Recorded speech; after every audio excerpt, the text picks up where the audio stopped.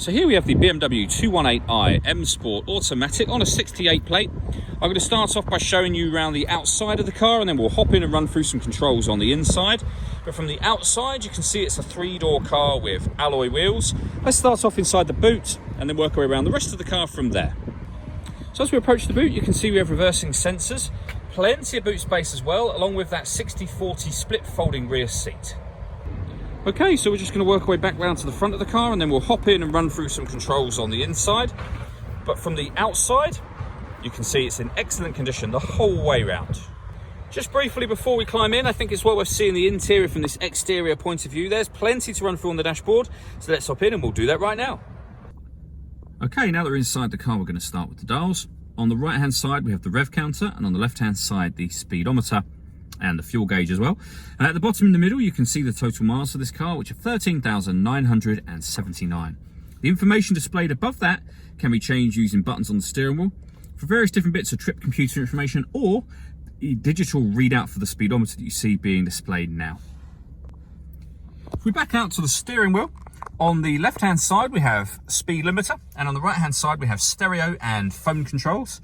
The phone controls can only be used after such time as you paired the phone up, and that is done over on the screen in the center here. This is BMW's business nav, so of course it has satellite navigation as part of that. There's a full video that shows how this works that can be found on our website and also on our YouTube channel as well. And in terms of the controls, everything I'm doing is being done using this dial. This is what BMW referred to as the iDrive. This collection of buttons as well, so that will take you back to the main menu. You can then use this to scroll through anything you want up here. So for example, when it comes to the music in this car, we have DAB, FM and AM radio, a CD player. You can stream your music wirelessly via Bluetooth audio. And we have USB input as well, and you can make your sound adjustments up on here, and you can pair your phone there as well if you wish to, or you can pair it under the communication heading just there. Working our way down from that, we have the CD player and the volume for the CD player. We then have air conditioning, so you can adjust the fan speed, the temperature, the direction you'd like the air to be distributed in. Hit that button to turn the air conditioning on, and it's on when that light shows, so it's on now, and you can hit it again to turn it off, of course.